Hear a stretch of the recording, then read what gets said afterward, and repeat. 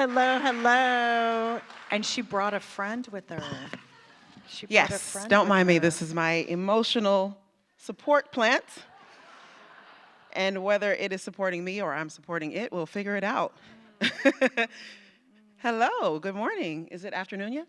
I think it might be afternoon. I don't know. Who knows? I get a little lost in the time warp of this space.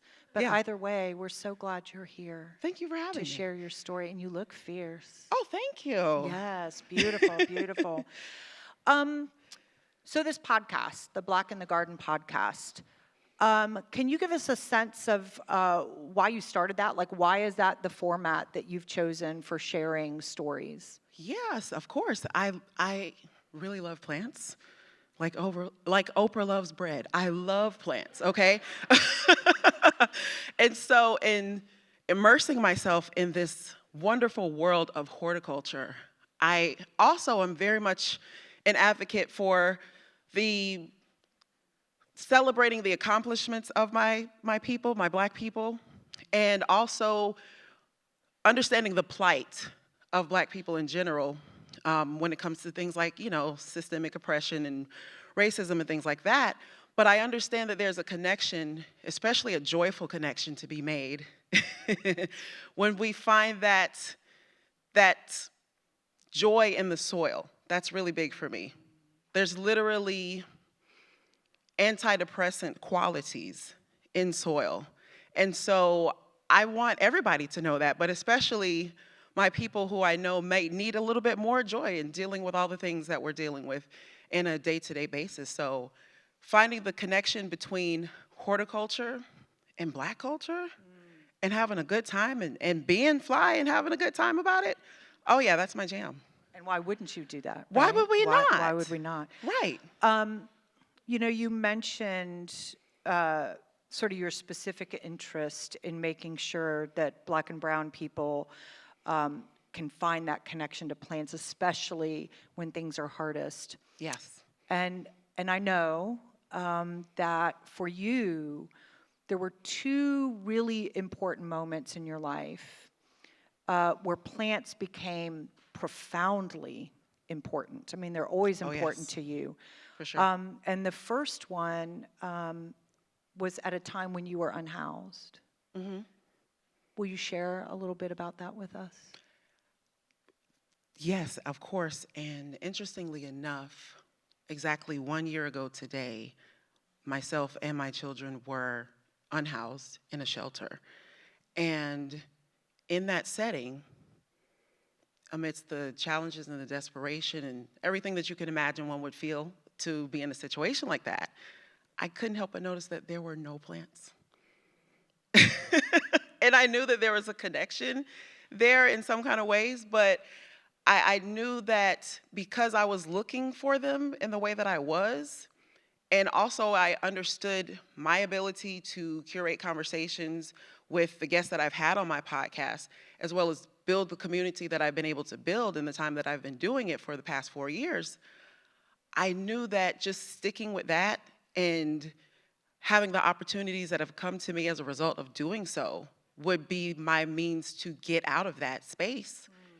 But I knew that my testimony would be powerful as I'm able to share it on this very stage, and want someone to understand the transformative power of plants because of how significantly they have impacted my life in that way.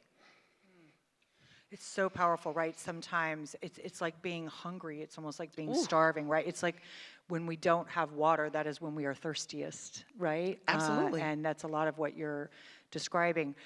So the second time in your life in which this truth became extra powerful was when you were driving trucks. I was a trucker, y'all. Yes, I did that.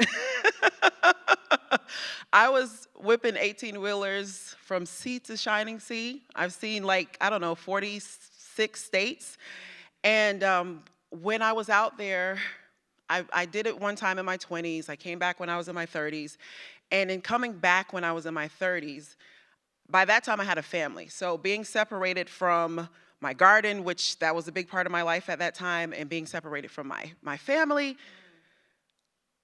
you can imagine the kind of isolation and just feeling like, I was fighting for my life against boredom like every hour of that I was on duty. But what I noticed in the median of the interstate was these beautiful wildflowers. I always noticed them, and I felt like they were planted there just for me. I really did. And I want to shout out to First Lady, Lady Bird Johnson, for the Highway Beautification Act. I found out about that later after having that experience and just doing research about garden clubs, the history of garden clubs in America. But those wildflowers just felt like a botanical gallery that was like there just for me. And it really, it felt like a little bit of grace to help me get through that experience. So powerful, right? Because that's the most accessible place we can think of in a way, right? And sometimes beauty gets separated from where we are every day. Right. And you talk about this a lot on your podcast, right? You really not only talk about like this powerful connection to plants and what plants can do, but specifically its connection to Black culture, to history. Oh, yes. To your ancestors. So can you talk a little bit about that?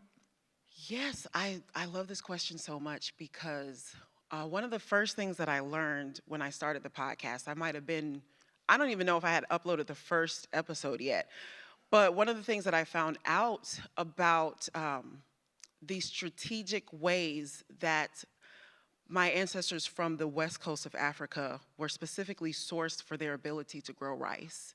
It was so important for the plantation owners to solicit those highly skilled laborers to come in and offer their expertise. Well, not offer it, they, somewhat involuntary, very involuntary, unfortunately. And in seeking them out, and understanding how significant their value was for that particular skill set. And they also grew yams and rice. Well, not yams, rice, yams and indigo. They also grew yams and indigo. And a variety of other crops that some of us may know about, like okra and things of that nature, and how our foodscapes have definitely been impacted by the agricultural expertise of so many of the crops that they were good at growing that they were brought over here to bring. But when it came to the rice, the plantation owners paid top dollar extra for those who had the ability to cultivate rice. And those were the original Gullah Geechee people that we know of in South Carolina. I know a lot of us in here have vacationed in Charleston, and so I want to shout out to Charleston and the Gullah Geechee people in reference to that. And I do quite a bit with my podcast and with my platform in general and curating what I call Black plant media. And in doing that, I created this series called Botanical Black History. And I knew it was special when I started it, but then when the Atlanta History Center called me and said, look, we want you to do a whole series on this, a 4-part series. So that's still in production as we speak. And that particular opportunity is actually what was one of the most instrumental aspects to help me to navigate beyond that shelter that I was in a year ago. So as we wrap up this conversation, which is such a bummer, because I feel like we should be doing done? this for like an hour. Well, we're not totally done yet. Yep, pet your plant. Yeah, pet your plant. I know, pet your plant, right? What do you want people to know most about the connection to plants and what that really means to you? The first word that comes up is resilience. If you've ever seen, I just posted something about this on my Instagram. If you've ever seen a palm tree come up in the crack of a parking lot through that asphalt, Tupac speaks of or has rapped about the rows that grew in the concrete. What is that showing us? That is resilience. Plants are resilient in that way. And so that inspires me. And that was, going back to that space that I was in where I was just like, I don't know how we're going to get through this. But we got through. I knew that we could, because if the plants could do that, and being as resilient as they are, then I knew that I could as well. And I always have to emphasize that what's implied when we indicate that someone is resilient, something is resilient. There was a struggle that they had to power through. And so not only resilience comes to mind, but also patience. Plants really, they can teach us patience. I like to joke that, not all gardeners are just naturally patient by default. The plants are still teaching us that. And so they can teach us a few things, namely patience and resilience. Powerful. So finally, a thought about your nonprofit.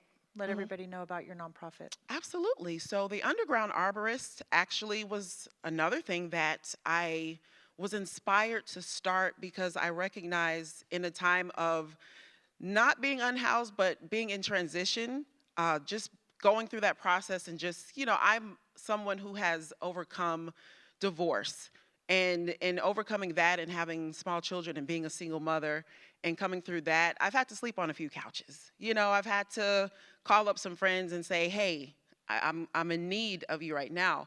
And in doing so, I've just been to a few places over the past few years. But at some point, I became inspired by a friend's suggestion to, why don't you plant something everywhere you go? And then you're kind of leaving this legacy. Maybe it's just for you. But then when I started thinking about, people could get inspired by this. What if I planted a tree in every state? And so that's how the Underground Arborist got started. And just in starting that, I recognized, oh, wow, it made me think back to the civil rights movement and how they marched. And how it wasn't so much about, the physical aspect of the marching, but on a grand scale and getting everyone's attention, it was bringing awareness to that cause. And what an impact that made. So I said, I'm going to go plant a tree in every state. And I want people, especially people of color who are unfortunately more likely to be affected by environmental injustices, I wanted them to get inspired to know that if this lady could go out here with her 2 kids and plant a tree in every state, and so far we've planted about 5, later this month I'm actually going to be planting in New York. So the last one I believe we planted was in Oregon at the Hoyt Arboretum. But in doing that, I want someone to see, someone to get inspired to say, I can at least go plant 1 tree where I am. So that's the importance of the Underground Arborist. Well, you are a bright light that we are all ready to turn towards for sure. So please give it up for Colah Hawkins. Thank you.